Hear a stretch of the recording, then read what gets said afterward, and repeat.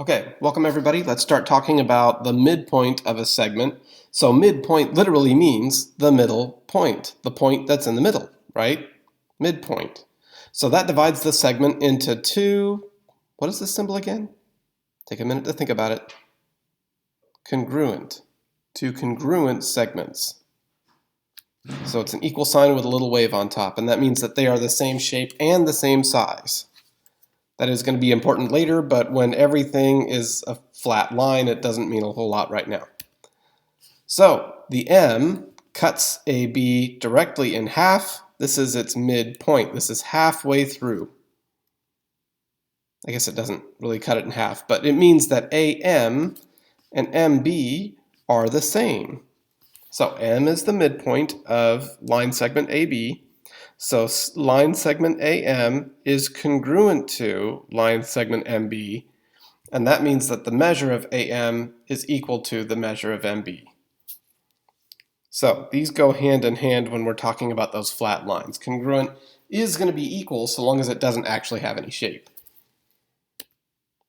Okay, segment bisector. This is another one of your vocab words. It doesn't have to be an up and down segment. It could be almost side to side. So long as it cuts through right at that midpoint, then it slices AB in half, right? To bisect means to cut it right in half, just straight down the middle. That's what bisecting means. So a segment bisector is a segment, in this case it's CD, it's a segment CD, cuts AB, it bisects AB into two equal parts. These are called congruency marks. Sometimes I call them tick marks. And the number of tick marks shows how many pairs of congruent sides there are. We'll get into that more later. But the part that you need to know is that CD is a segment bisector, which means that A to M is the same, is congruent to M to B. So these two line segments are congruent, but their values are also the same. Now that's going to be really important later. Their values are the same. So here's the midpoint formula. The coordinates of the midpoint of a segment are the average of the x-coordinates and the y-coordinates. So this is actually really important. The averages. So when you take an average, you add all the things together and then you divide by how many things you have. Well, we're finding the midpoint, so we only ever have two things, right? So here's those twos. We're going to divide by 2. We're just going to add the x's together and divide by 2. We're going to add the y's together and divide by 2. Now keep in mind, a point is not xx. See, it's x, y, x, y. Every coordinate pair is an x and a y, an x and a y. Now the numbers, remember these are subscripts. This means this is the first x, this is the first y, this is the second x, this is the second y. So we're going to add the x's together, x plus x divided by 2, y plus y divided by 2. Got it? Make sure you write this down. This is super duper important. Okay, so we have two coordinates. We have A in green, B in blue. We're going to find the midpoint of AB. Now that's not so easy to see now, is it? It's probably somewhere over here. But we have to figure out where exactly it is, because that's what math is about, right? It's about exactness. So A is at 1, 2, -3, -1, so it goes backwards 3 and down 1, backwards 3, down 1. Remember, your x's go frontwards or backwards, and your y's go up or down. Now B is forward 5 and up 3, forward 5, up 3. So for midpoint, we're going to add the x's together, which is the -3 and the 5, and we're going to divide by 2, and then a comma, not a plus. This is a comma, not a plus, because our midpoint is a place, not a number. It's a place, not a number. So it's a comma, not a plus. Very, very important. Okay, so we're going to add the -3 and the 5 and divide by 2, comma, -1 plus 3 divide by 2. Let's see that in motion.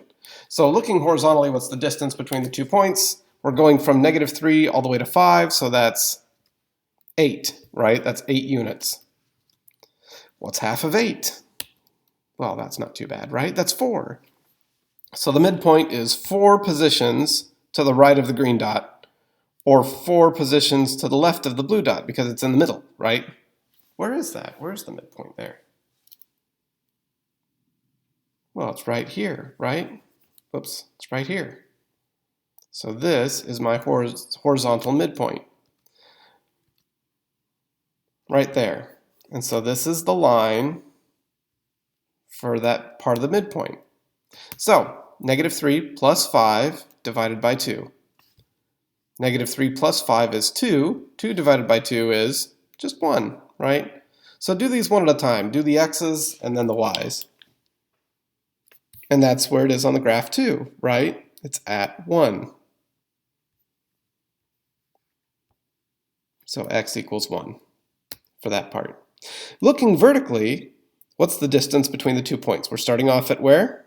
At -1, and we're going up to 3. So between -1 and 3, it's probably going to be at 1. Let's double check. So it goes down 4 positions.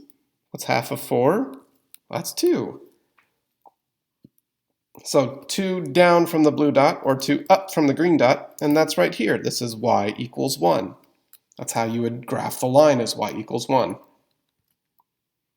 Okay, so our y part of this, -1, because that's our green dot, plus 3, because that's our blue dot, divided by 2. That's also 2 divided by 2, so that's a positive 1. So our midpoint is right at 1, 1.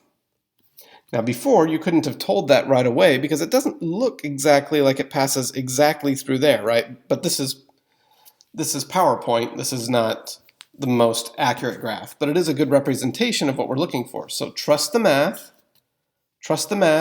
not the graph.